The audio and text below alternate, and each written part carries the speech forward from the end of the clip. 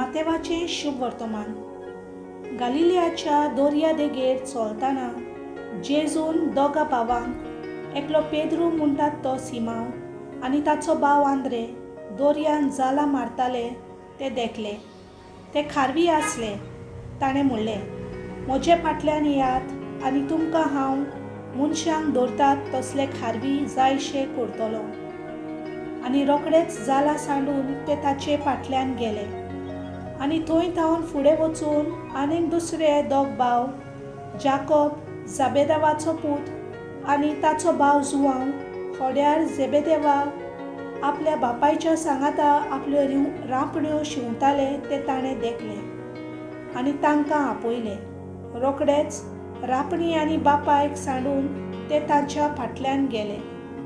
देवाचें उतर हें.